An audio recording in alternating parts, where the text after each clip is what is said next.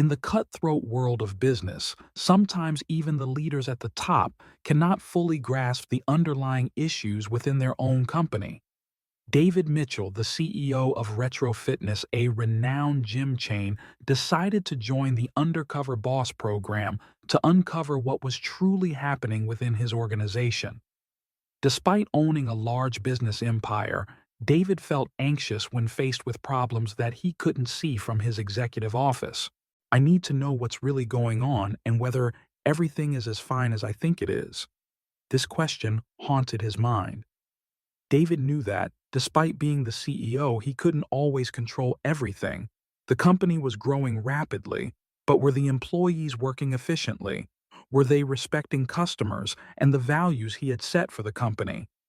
David decided that the only way to understand the true dynamics was to go undercover, with the aim of improving the work environment and enhancing customer service quality. He joined the program not only to find the problems, but also to seize the opportunity to improve the company from its roots.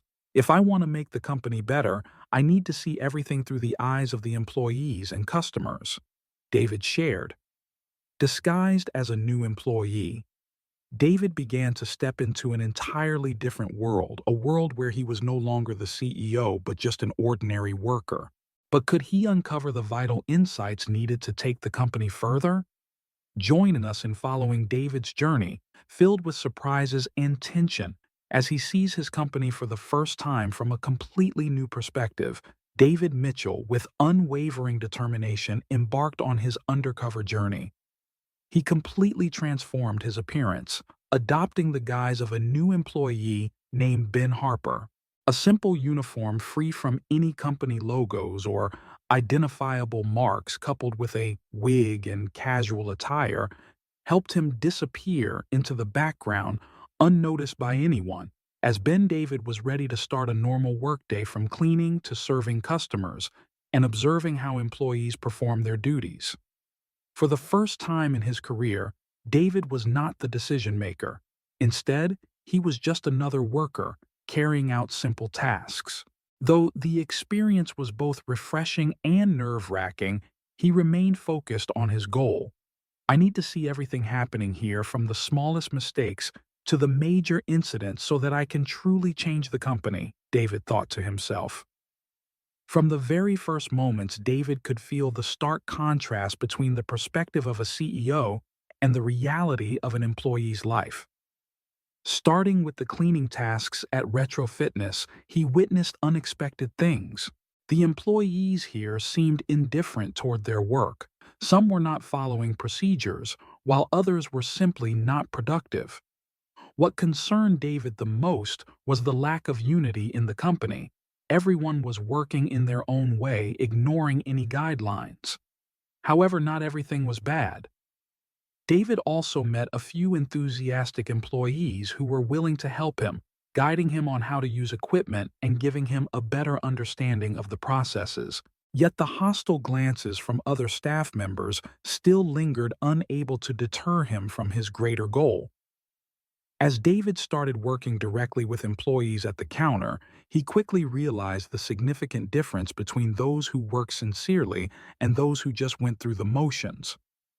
One employee he had to work with was Jacqueline, a manager with an incredibly negative attitude. Jacqueline constantly scolded and criticized her coworkers, even advising a new employee to work incorrectly, wasting resources at the company's expense. "Just do it my way. Don't worry about the procedure," Jacqueline arrogantly told the new staff member. David was astonished to witness such a disrespectful attitude from a manager.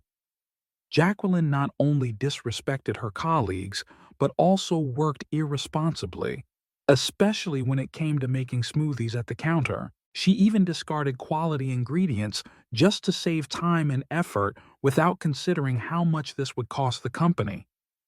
A seemingly small action, yet it severely impacted the company's reputation and budget.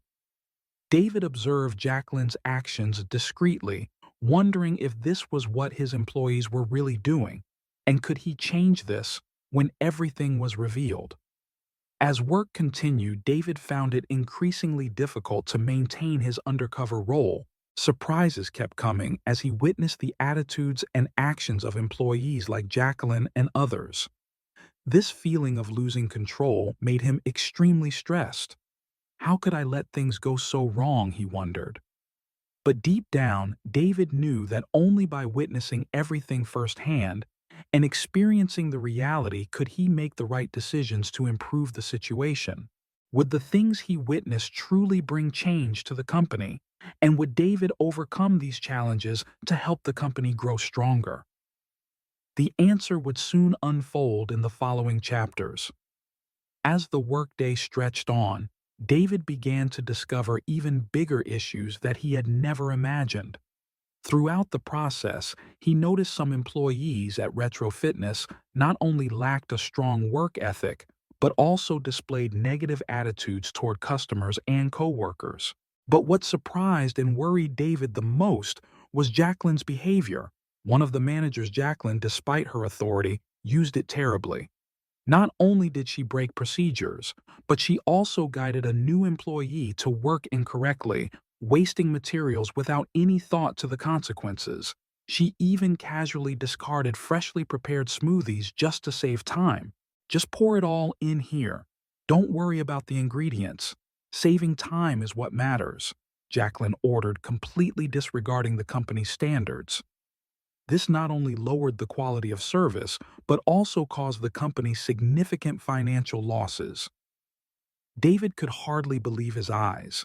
Could a manager so easily ruin the work just because of laziness and irresponsibility? What was even more alarming was Jacqueline's attitude toward customers. She frequently used rude and harsh language with customers and even with new employees. Her communication with coworkers was far from pleasant. Jacqueline would berate, yell at, and look down on those around her without an ounce of conscience or empathy. On one occasion, when a new employee struggled with making a smoothie, Jacqueline harshly criticized him.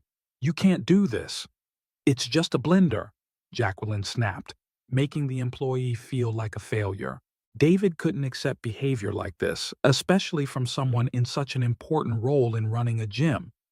As a manager, Jacqueline should have been the one to inspire and guide her team, but instead, she was destroying everything with her arrogance and unprofessionalism.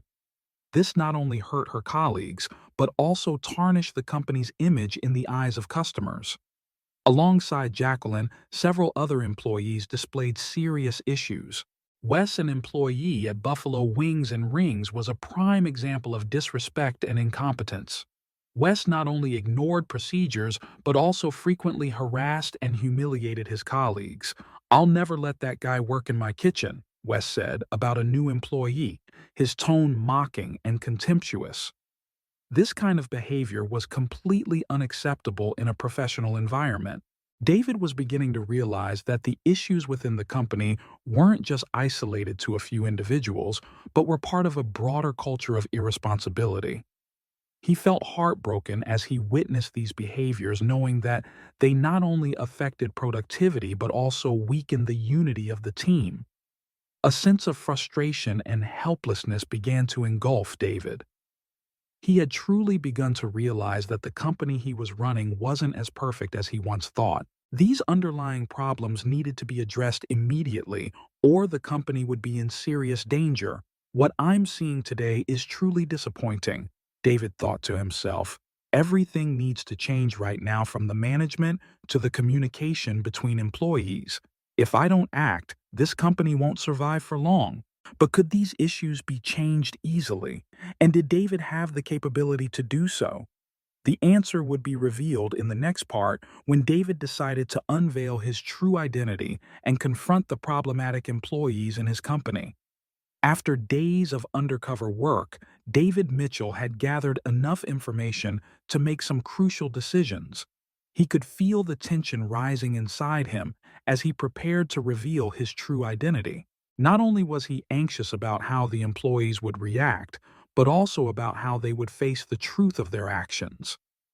At this point, It wasn't just Jacqueline, but many other employees who had shown a lack of professionalism, and David knew that he had to act swiftly to save the situation. Standing before Jacqueline, who continued to display arrogance and disrespect, David realized he could not delay any longer. With a deep breath, he removed his wig and work uniform, revealing his true identity. Jacqueline, I'm not Ben Harper. I'm David Mitchell, the CEO of Retro Fitness, he said in a deep yet resolute voice. The shock in Jacqueline's eyes was beyond words. She froze for a moment, then stood speechless for several seconds, unable to believe that she was facing the company's CEO. But soon after, the embarrassment and emotional emptiness within her became apparent. Jacqueline didn't express any remorse or regret. On the contrary, she coldly attempted to justify her actions, showing no sense of responsibility. Despite knowing she was exposed, Jacqueline remained completely unrepentant for her behavior. "Oh, really? You're the CEO. I didn't notice. I'm just doing my job," Jacqueline responded with an indifferent and arrogant tone. This attitude only deepened David's disappointment. He couldn't understand how a manager could be so disrespectful. Jacqueline continued to justify her actions, especially regarding her misguidance of employees and wasteful use of resources. "If you want to get it done quickly, you have to do it this way." "What's the big deal?" she said, unaware that she was undermining the values that the company had built over the years. David was shocked by this irresponsibility and contemptuous attitude. Though he had given Jacqueline a chance to change, her lack of remorse made David realize that someone like her could not be allowed to stay in the company. After the tense confrontation, David knew that firing Jacqueline was inevitable. "Jacqueline, I'm sorry to say, but I cannot allow someone like you to continue working at Retro Fitness. The way you treat your colleagues and customers is unacceptable," David said seriously. Jacqueline still did not change her attitude. She simply nodded as if she had accepted her fate. There was no apology, no explanation, and no recognition of the mistake she had made.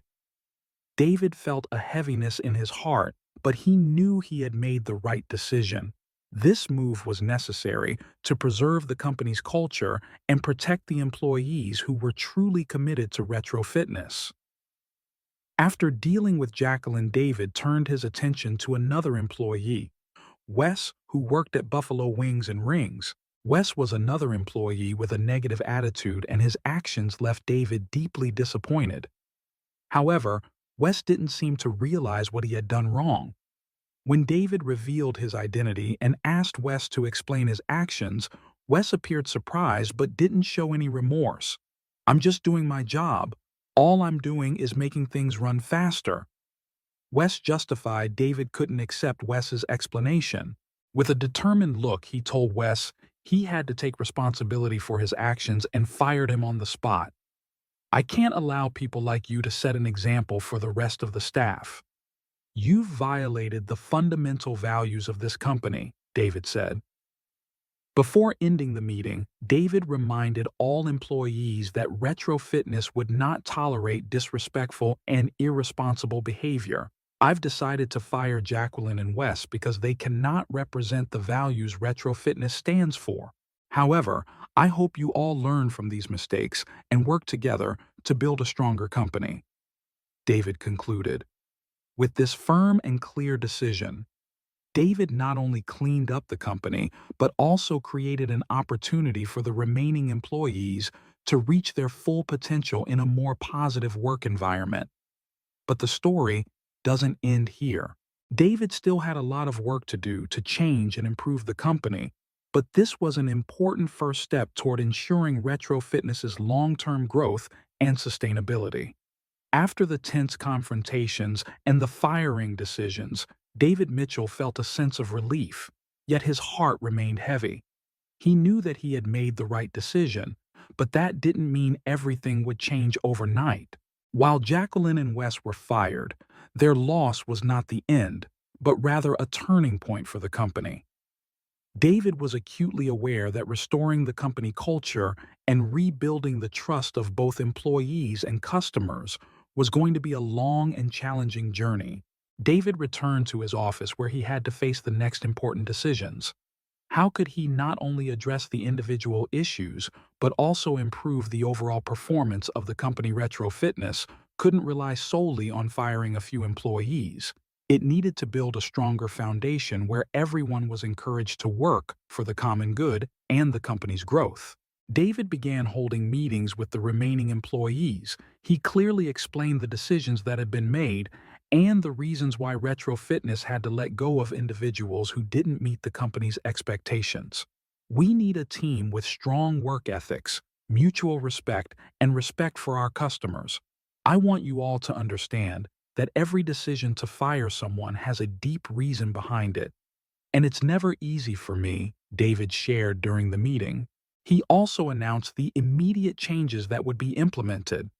Training programs focused on communication skills, work management, and building company culture would be held regularly to ensure no one felt lost or lacked guidance. You all are valuable, but that value must be reflected through your work. We will learn together and build a stronger team, growing together, David affirmed. While some employees felt anxious and uncertain after the event, the majority supported David's decisions. They understood that the changes were necessary for the company to continue surviving and growing. Some, particularly the longtime employees, were relieved that the company had finally decided to face the issue rather than ignore it.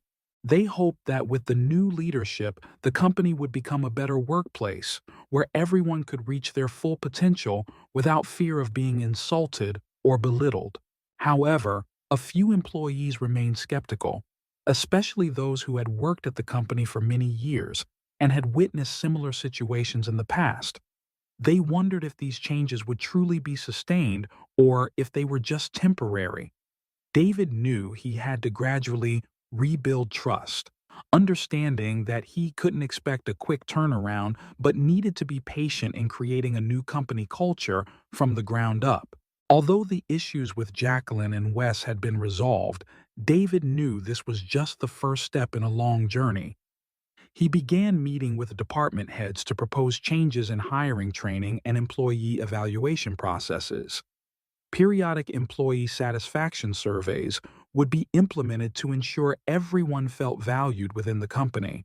In addition, David introduced incentive and recognition programs for outstanding employees, aiming to motivate them and foster a healthy competitive environment.